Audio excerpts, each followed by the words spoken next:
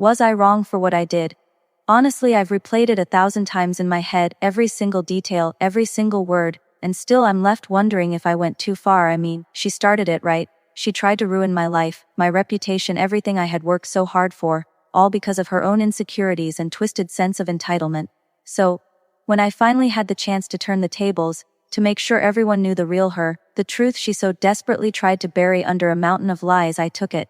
But now, after all is said and done, with the dust settled, and the quiet whispers still echoing in the corners of this small town, I have to ask you, tell me if you would have done the same thing. Would you have let her get away with it? Or would you have fought back, no matter the cost? Let me take you back to how it all started. My name is Alex, and I've lived in this town, Willow Creek, my entire life. It's one of those places where everyone knows everyone, and privacy is more of a concept than a reality. We have one main street, a local diner that serves the best pie in 3 counties, and a community center that doubles as everything from a polling station to a wedding venue. My family has been here for generations, running the local bookstore, The Written Word, which my grandmother opened almost 60 years ago. It's more than just a business, it's a cornerstone of the community, a place where people come not just for books, but for conversation, comfort, and a sense of belonging. I inherited it 5 years ago when my grandmother decided to retire and move to Florida to chase the sunshine, as she put it. It was my pride and joy, my livelihood, and the place where I felt most connected to my roots. I poured my heart and soul into that store, expanding the children's section, hosting author readings, and even starting a weekly book club that became surprisingly popular. Things were good, really good. I had a comfortable life, a thriving business, and a strong network of friends and acquaintances. That is until Sarah moved to town. Sarah arrived in Willow Creek about 2 years ago. She was new blood, which is always a big deal in a town like ours. She bought the old Peterson house, the one with the wrap-around porch and the overgrown rose garden, and everyone was eager to welcome her. She was undeniably beautiful, with striking red hair and a dazzling smile that could charm anyone. She quickly integrated herself into the social fabric, joining the garden club, volunteering at the animal shelter, and even becoming a regular at my book club. At first I liked her. She seemed vibrant, intelligent, and genuinely interested in becoming a part of the community. We even started to become friends. We'd grab coffee after book club meetings, chat about our day, and sometimes she'd even help me rearrange shelves at the bookstore. I thought I had found a kindred spirit, someone who appreciated the quiet charm of Willow Creek as much as I did. But beneath that polished exterior, there was a darkness, a simmering jealousy that I was completely oblivious to until it was too late. The first sign that something was off came subtly. It was small, almost imperceptible comments.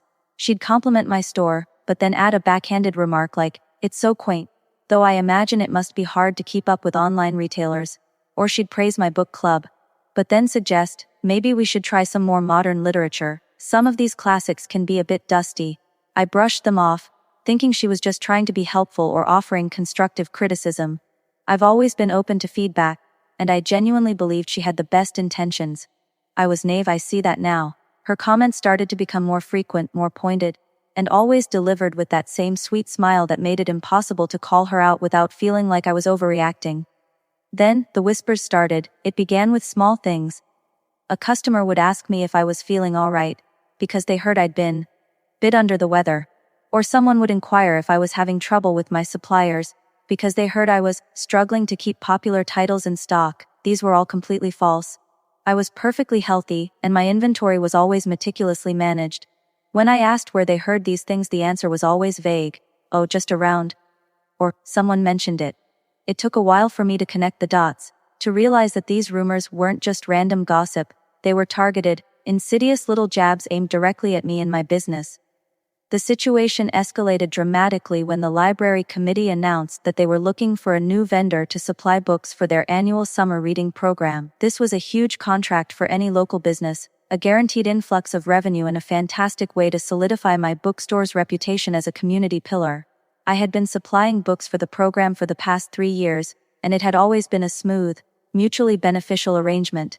I was confident I'd get the contract again. I put together a detailed proposal, outlining all the benefits of working with a local business and emphasizing my commitment to literacy in Willow Creek. Sarah, it turned out, also submitted a proposal, not for her own business, mind you, because she didn't have one, but as a consultant, for a larger online retailer, pushing for them to supply the books. I found this incredibly odd. considering her supposed love for our small town and her previous comments about supporting local businesses. A few days before the committee was set to make its decision, I started hearing more disturbing rumors. This time, they weren't just about my health or my inventory, they were about my character.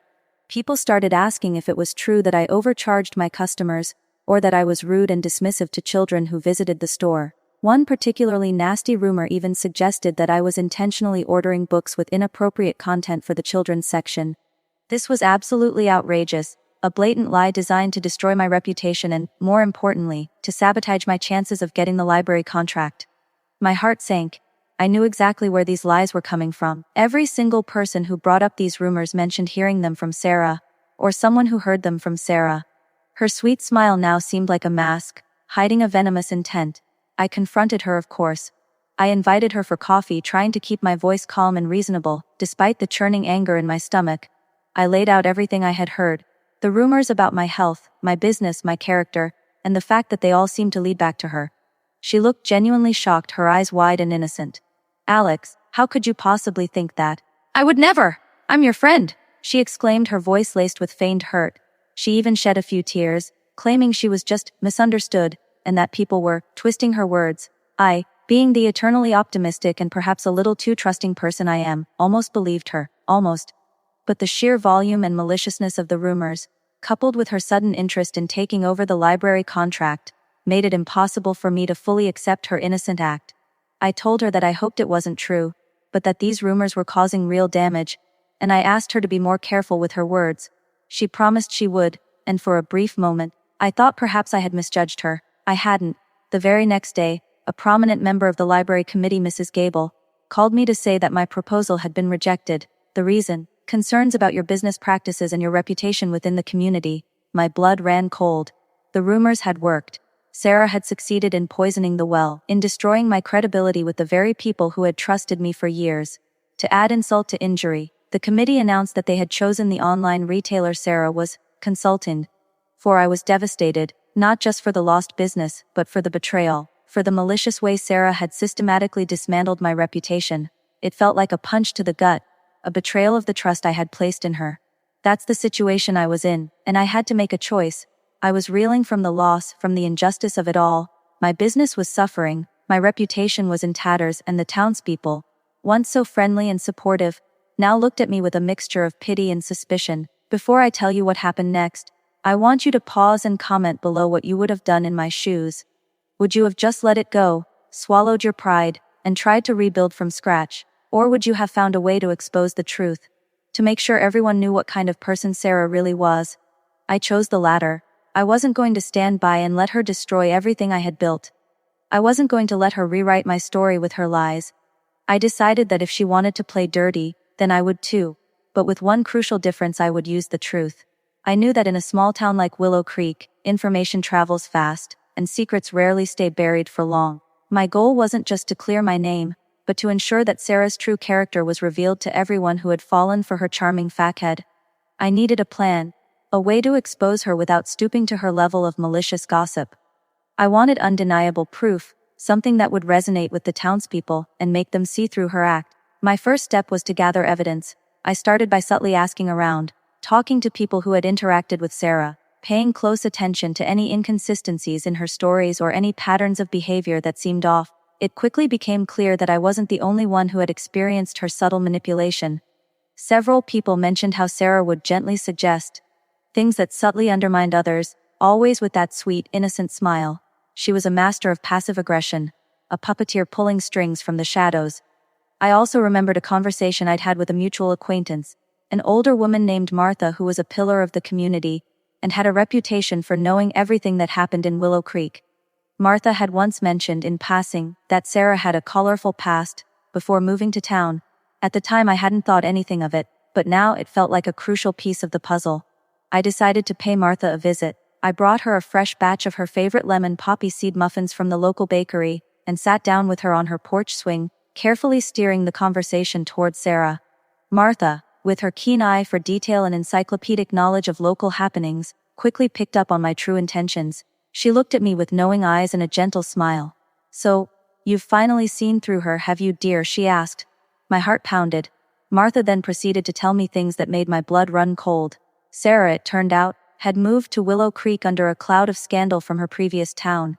She had been involved in a similar situation there, using lies and manipulation to discredit a rival in a local charity auction, ultimately taking over the event herself and mismanaging funds. Martha even had an old newspaper clipping, carefully preserved, detailing the entire fiasco. The article didn't name Sarah directly, but it provided enough context and specific details that Martha, who had a cousin living in that town, had easily pieced together the truth. This was exactly the kind of undeniable evidence I needed, a tangible, verifiable truth that would expose Sarah's true nature. But a newspaper clipping alone wouldn't be enough to sway an entire town that had been charmed by Sarah. I needed to present it in a way that was public, undeniable, and impossible for her to spin. I racked my brain, thinking about the most effective way to disseminate this information without appearing like I was just engaging in petty gossip. Then it hit me: the annual Willow Creek Fall Festival. It was the biggest event of the year, drawing nearly everyone in town and even people from neighboring communities. The festival always had a community showcase, where local businesses and organizations could set up booths to promote themselves. I had always had a booth for the written word, selling books and promoting literacy. This year I would use my booth for a different kind of promotion. I spent the next few days meticulously planning my strategy. I made copies of the newspaper clipping, carefully highlighting the relevant sections. I also gathered testimonials from people who had experienced Sarah's manipulative behavior firsthand, gently encouraging them to share their stories with me. I wasn't asking them to publicly accuse her. I just wanted to illustrate a clear pattern of behavior. I also prepared a display for my booth that, on the surface, seemed to be about the importance of truth and integrity in our community. It featured quotes about honesty and transparency, and subtly, almost subliminally, built up to the reveal. My goal was to create a compelling narrative, not just to present a single piece of evidence. The day of the fall festival arrived, and the town square was buzzing with activity. The air was crisp, filled with the scent of apple cider and roasted nuts, and the sounds of laughter and live music. My booth, situated right in the heart of the showcase, looked innocent enough. I had my usual display of bestsellers, some children's books, and a sign promoting my book club. But behind all of that, carefully concealed for the right moment, was my truth and integrity display. Sarah, of course, was there, flitting around, charming everyone as usual.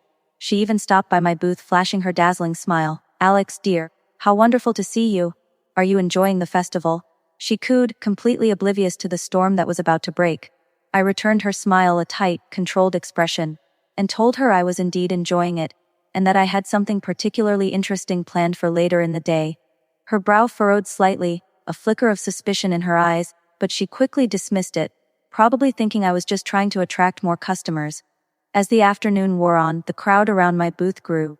I started my truth and integrity presentation talking about the importance of being honest and trustworthy, especially in a small community where reputations are so easily made and broken. I spoke about the insidious nature of gossip and how easily lies can spread, causing real harm to innocent people. I watched the faces in the crowd, seeing people nod in agreement, their eyes reflecting understanding. Then, at the peak of my carefully constructed narrative, I revealed the newspaper clipping. I held it up for everyone to see, explaining that it was an article about a woman who had, through deception and manipulation, sabotaged a local charity event in another town, ultimately causing significant damage to the community and the people involved. I didn't mention Sarah by name, not yet. I let the article speak for itself, letting people read the details, connecting the dots. Then I shifted. "It's a stark reminder," I said, my voice clear and steady, "that character truly matters." And it made me think, how often do we judge people based on their outward appearance, on the charming smiles and the kind words, without truly knowing what lies beneath? I paused, letting the words hang in the air, the collective attention of the crowd now fully focused on me. I then brought out the compiled anonymous testimonials, sharing snippets of the experiences others had with Sarah's subtle manipulations, her backhanded compliments, her habit of planting seeds of doubt. I presented them not as accusations, but as patterns, as observations that, when taken together, painted a very clear picture. Finally, I made the direct connection. "And what happens," I continued, "when someone like that comes into our community, spreading lies about local businesses, about people you've known and trusted for years, all to further their own agenda?" I looked directly at the crowd, my gaze sweeping over their faces, and then, with a deep breath, I delivered the final blow. "You all know the stories that have been circulating about my bookstore, about me. That I overcharge, that I'm rude, that I stock inappropriate books. These were all lies, fabricated to damage my reputation and to steal the library contract from me. And these lies, just like the manipulation described in this article, I pointed to the newspaper clipping, came from one source. Sarah. A collective gasp rippled through the crowd. You could feel the shift in the air from curious attention to stunned realization. Whispers erupted, quickly growing into murmurs of disbelief and anger. People started looking for Sarah, their eyes darting through the crowd. It wasn't long before someone spotted her, standing on the edge of the square, her face pale, her dazzling smile completely gone, replaced by a look of pure, unadulterated shock and panic. She tried to deny it, of course. She pushed her way through the crowd, her voice shrill. "Alex, what are you doing? These are outrageous lies! You're just trying to get revenge because you lost the contract." But it was too late. The dam had broken. The evidence was laid bare, the pattern of her behavior exposed. Martha, bless her heart, stepped forward, confirming the details of the newspaper clipping, and even providing additional context about Sarah's past. Other people who had been affected by Sarah's subtle manipulation started to speak up, sharing their own experiences, corroborating my story. The charming facade she had so carefully constructed crumbled before everyone's eyes. The aftermath was swift and decisive.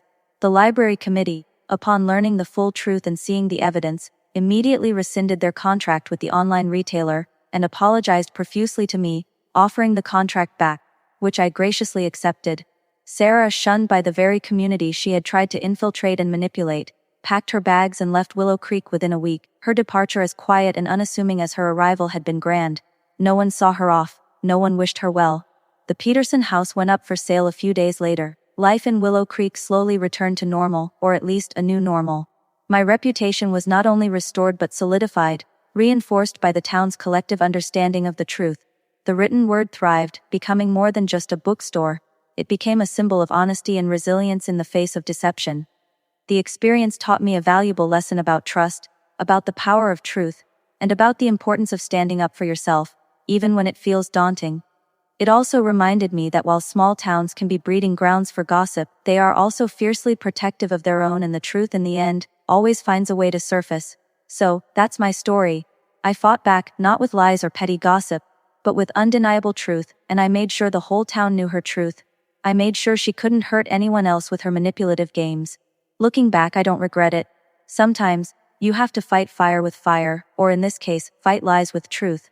Like this video if you were on my side, subscribe for more stories like this, and share your final thoughts on this whole mess in the comments section.